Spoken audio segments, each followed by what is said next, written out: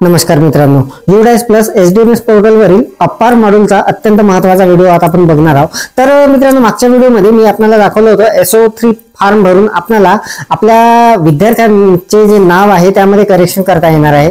जर आपल्याला एखादी चेंजेस करायचा असेल तर आपल्या HM लॉगिन वरूनच ते होणार आहे, परंतु आपल्याला एकापैकी जर जास्त चेंजेस करायचे असेल, नावामध्ये दुरुस्ती करायची असेल तर आपल्याला SO3 फॉर्म भरल्याशिवाय कुठलाही पर्याय नाही आहे।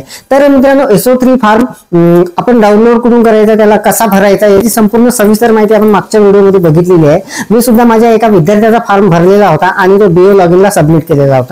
तर मित्रांनो, BO लॉगिनला सबमिट केल्यानंतर लगेचच आपल्याला तिकडून करेक्शन करून मिळणार आहे आणि करेक्शन केल्यानंतर आपल्याला कशा पद्धतीने अपर आयडी जनरेट करायची आहे, कसे चेंजेस दिसणार आहे याची संपूर्ण सविस्तर माहिती डेमो सहित मी आपल्याला या व्हिडिओमध्ये देणार आहे। तर नमस्कार, मी राज मेश्राम, मराठीशाळा.com या YouTube चॅनलवर पुन्हा एकदा आपलं सहर्ष स्वागत आहे। मित्रांनो, अपर मॉड्यूल 2024-25 SO3 फॉर्म भरल्यानंतर अपार तयार करा अगदी सहजपणे। After name correction form BO login create अपार आयडी कशा पद्धतीने करायची याची संपूर्ण सविस्तर माहिती जाणून घेण्यासाठी व्हिडिओला स्किप न करता पूर्ण बघा।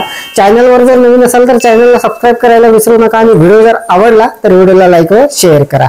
चला तर मग सुरू करूया।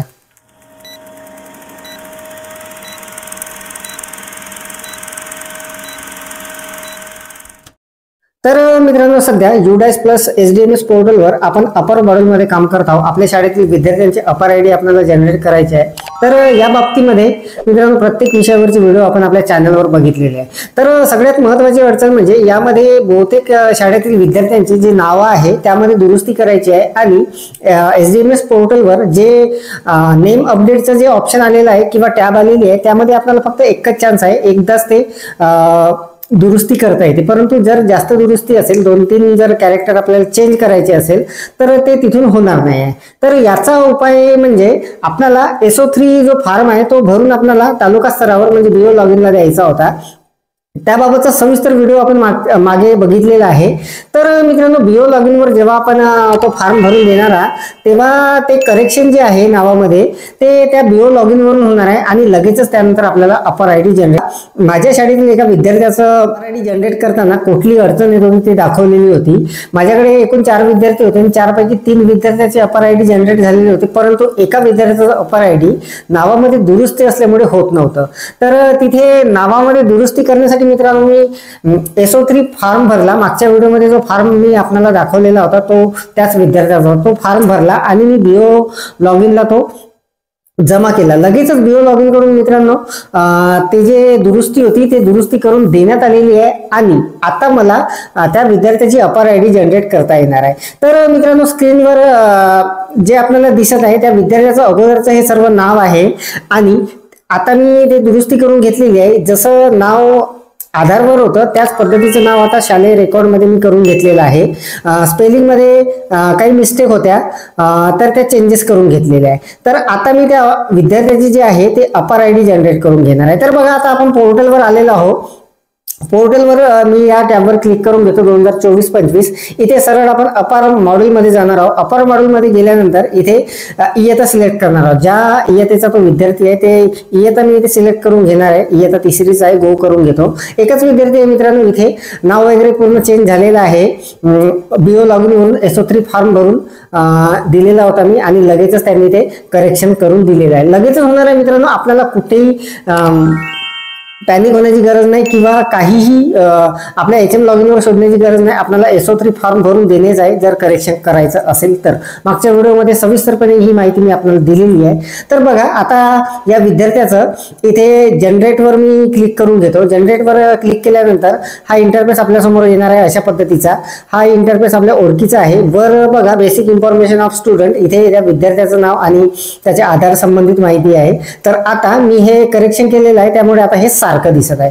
तर मित्रांनो, जेव्हा आपण अपर आयडी जनरेट करतो तेव्हा आपल्याला हे बघून घ्यायचं आहे। इथे जर नाव बरोबर असेल, त्यामध्ये कुठलेही मिसमॅच नसेल तर आपलं अपर आयडी अगदी सहजपणे जनरेट होणार आहे।